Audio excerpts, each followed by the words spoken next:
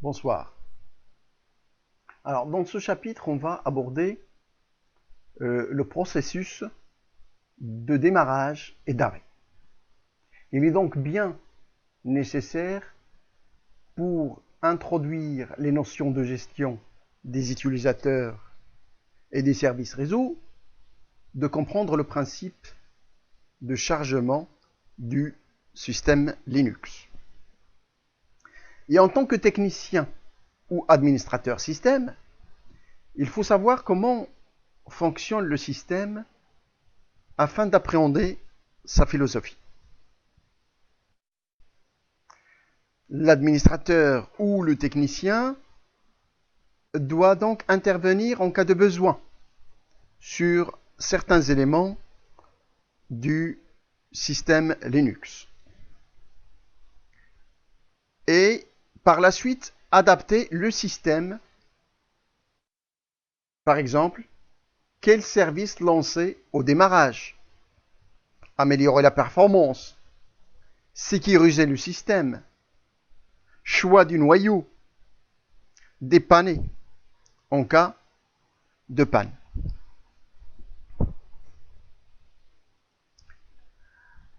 Alors, pour ce faire, il faut comprendre les étapes du démarrage du système Linux.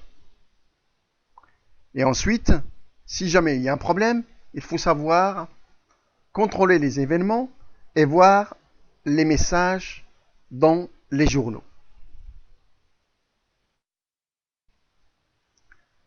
Alors, les étapes du démarrage.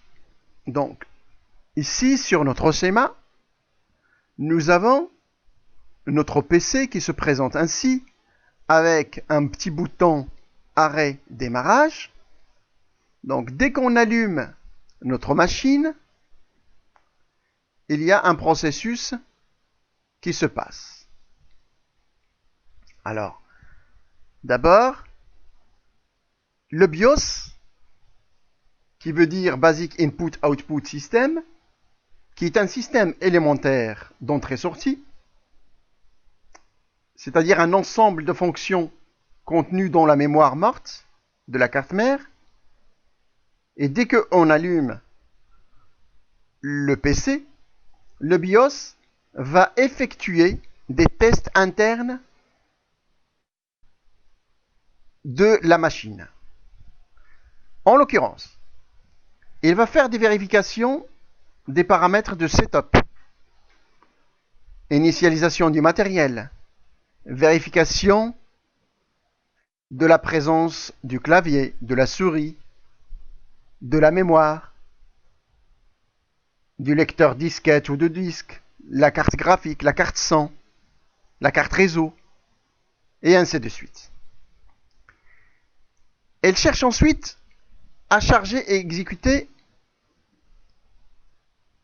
le programme d'amorçage qui se trouve sur le premier secteur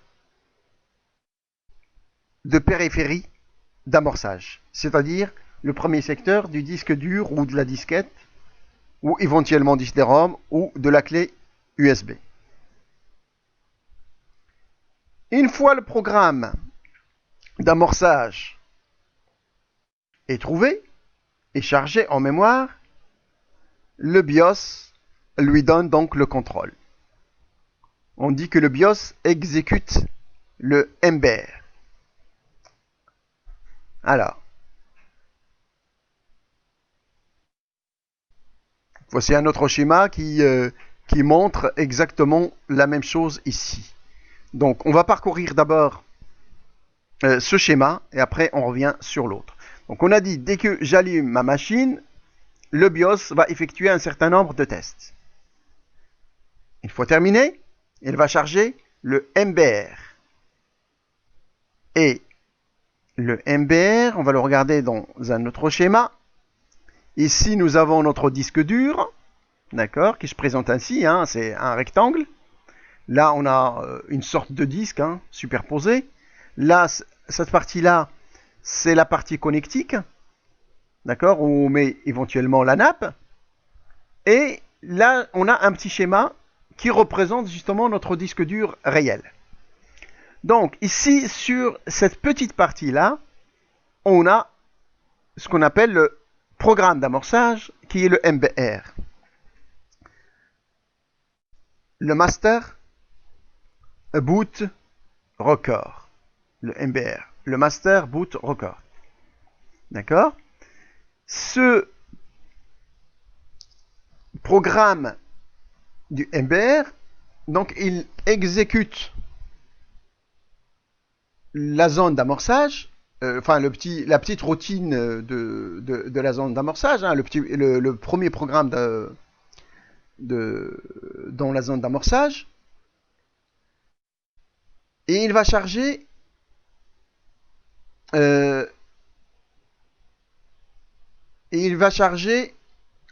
en fait cette petite routine dans le MBR. Alors, cette partie-là, c'est le premier secteur adressable du disque dur, le plus souvent appelé /dev HDA ou /dev SDA. Donc cette partie-là, il s'appelle /dev HDA ou on a dit /dev SDA. D'accord. Alors, sa taille.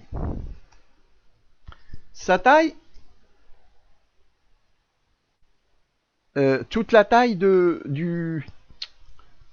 cette partie-là, il est en fait de 512.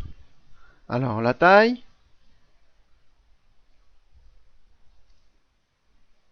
512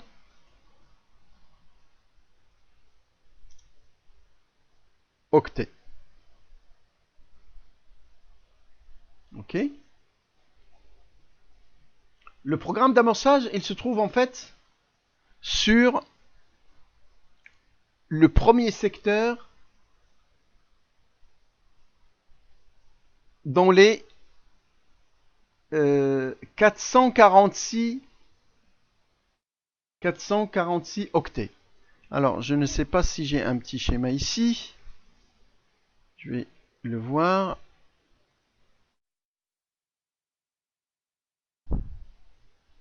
Voir un petit schéma.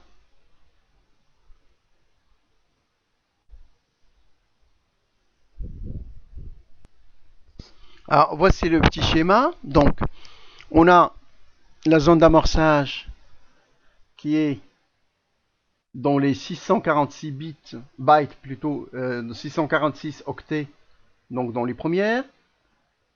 Et on a la table des partitions qui contient 4 partitions primaires du disque et qui occupe les 64 octets restants. D'accord. Les deux autres bits, en fait, ça permet la vérification de la validité du MBR. D'accord. Ces deux autres derniers bits, ils correspondent à la vérification du MBR. Donc on a dit que la zone d'amorçage, elle contient une routine d'amorçage dont le but est de charger le système d'exploitation, le bootloader, présent dans la partition active. À partir de là, notre MBR, il va exécuter ce qu'on appelle le grep.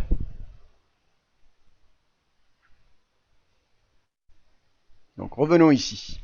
Donc une fois le MBR est chargé, donc il va chercher en fait le programme grep.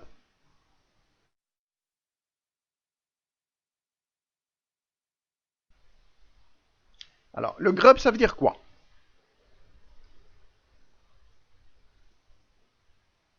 Le grub. Grub veut dire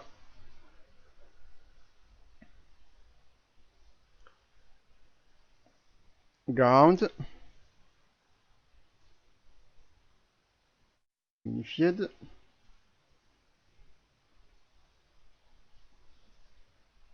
bootloader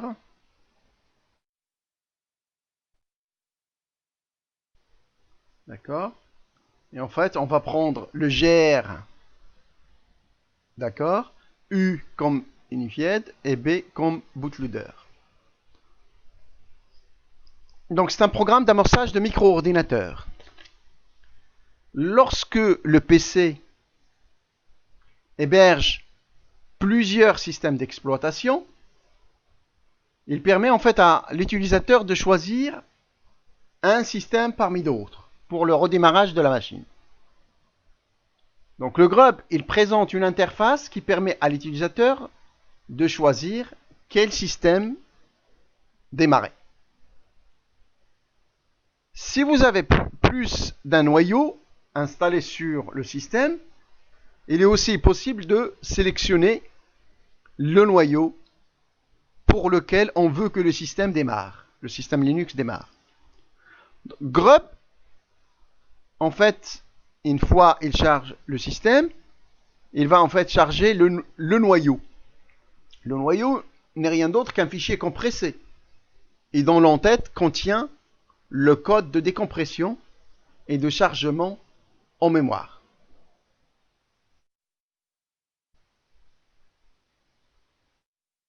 Alors, on va voir tout ça.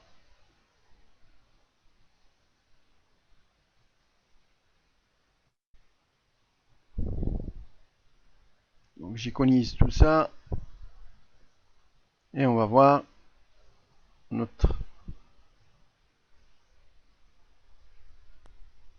ce qui se passe au niveau du grub. Donc je vais démarrer en fait ma machine. Et on va voir ce qui va se passer.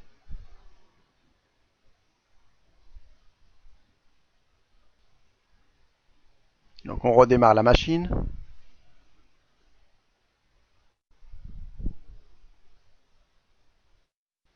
La souris qui... Voilà.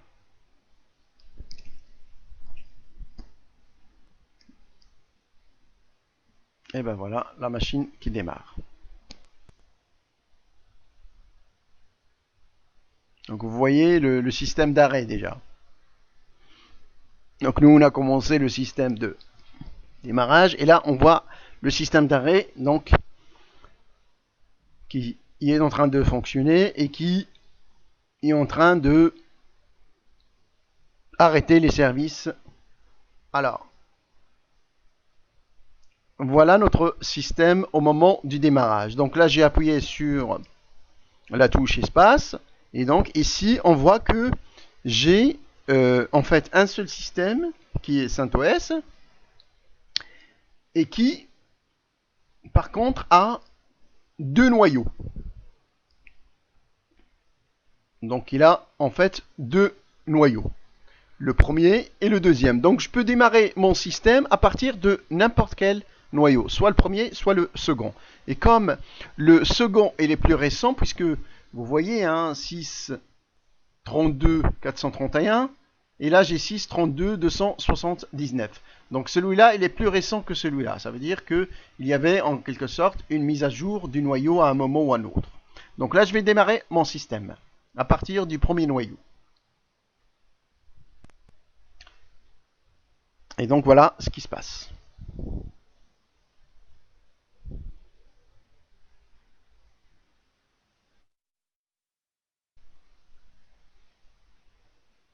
Donc le grub, on a dit que c'est un... Il va charger le noyau. Le noyau n'est rien d'autre qu'un fichier compressé et dont l'entête contient un code pour pouvoir justement décompresser le système. Là, on est en train de voir la décompression du système. Cette progression nous montre là décompression du système CentOS version 6.5. Et le fichier grub, en fait, alors le fichier grub, en fait, il est, je vais ouvrir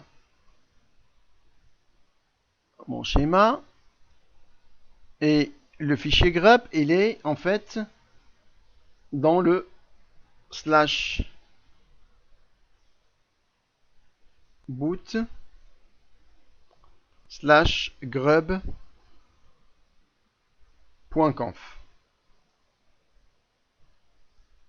Donc voilà où il est, notre fichier grub. Si on veut éventuellement le paramétrer. Sachez que le système Linux, on dit que tout est fichier. Et comme c'est un système ouvert, on peut justement paramétrer les fichiers selon nos propres besoins. Ensuite, on a aussi un autre fichier. Hein. On a le menu slash boot slash grub slash menu point lst. Donc voilà deux fichiers importants concernant le grub. Maintenant, revenons à notre machine. Donc je démarre ma machine. Je saisis le mot de passe.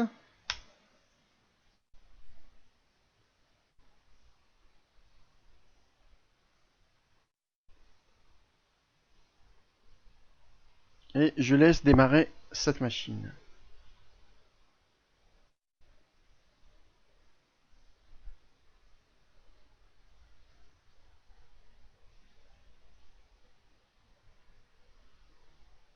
Alors,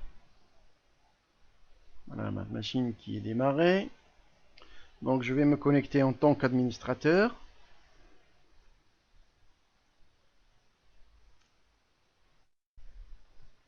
Et je vais aller voir ce qu'il y a dans le fichier boot slash grub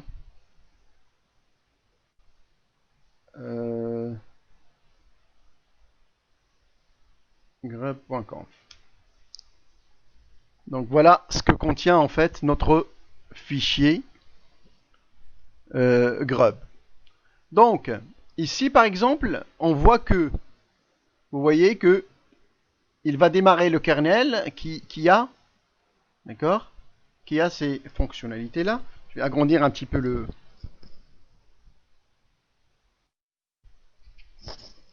contrôle.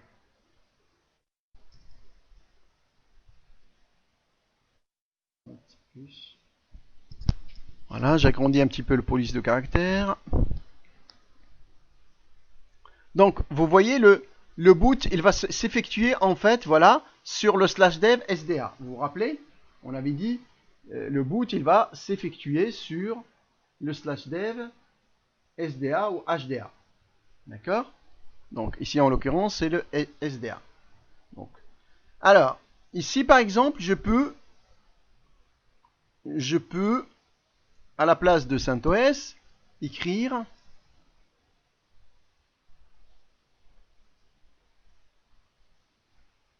un message, d'accord, à la place de CentOS, je peux écrire CentOS par exemple, et là, je vais marquer, ah non, je l'ai, pardon, je l'ai, en fait, je l'ai ouvert avec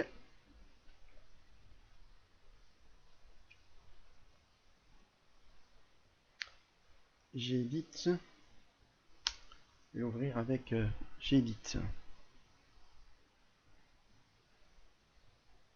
Voilà. Donc, contrôle. Plus.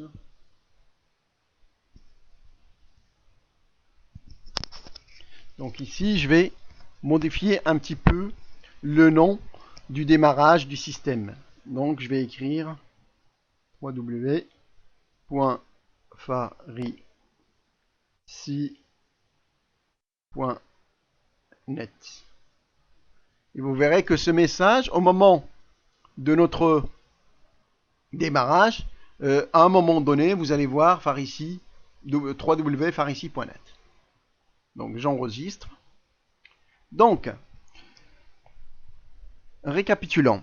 Donc, il va chercher le secteur, en fait, de démarrage pour chercher l'image. Cette image-là, elle se trouve dans le HD00, donc le premier secteur amorçable. Il est donc lancé par le route et notre système, c'est celui-là. D'accord? Et le système, il est en read, en read only, en lecture seule. Donc, on ne peut pas écrire sur notre secteur où il y a notre, comment dire, où il y a notre image du noyau. Donc là, je démarre, je ferme et je redémarre la machine. Et vous verrez le message que je viens de marquer. Donc en attendant, j'arrête la vidéo.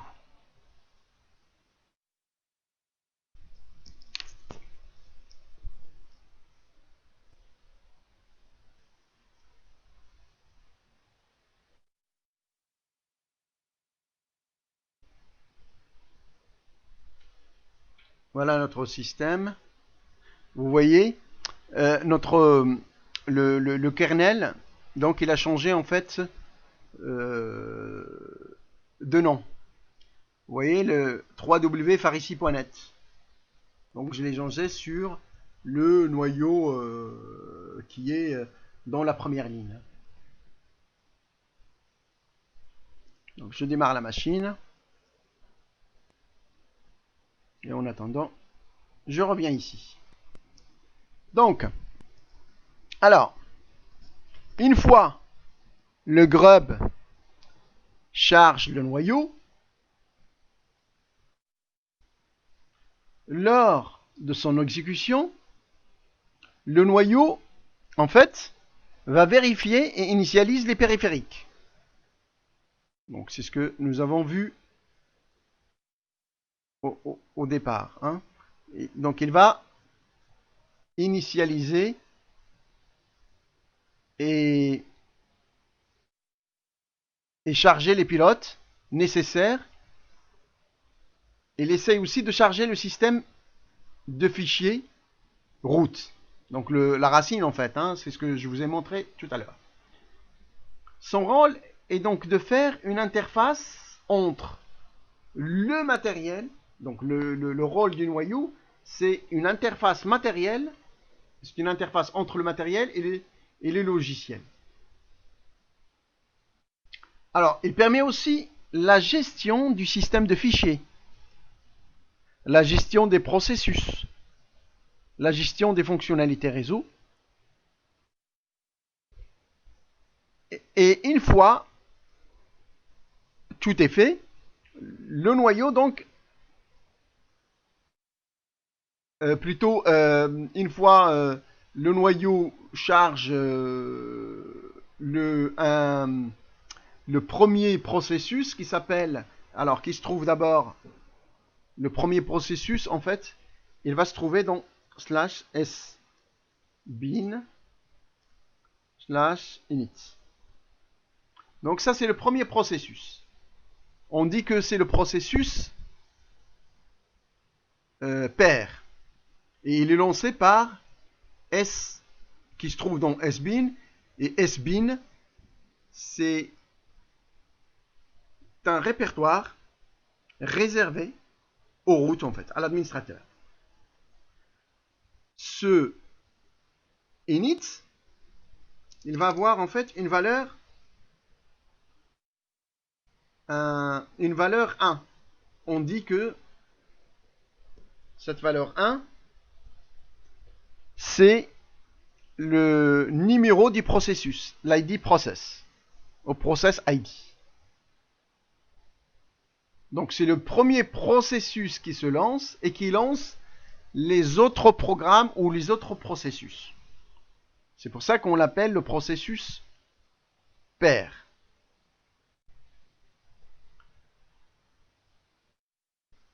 Donc on va s'arrêter là pour aujourd'hui et on continuera avec les deux autres niveaux de la leçon arrêt démarrage pour la prochaine fois. Merci de votre attention.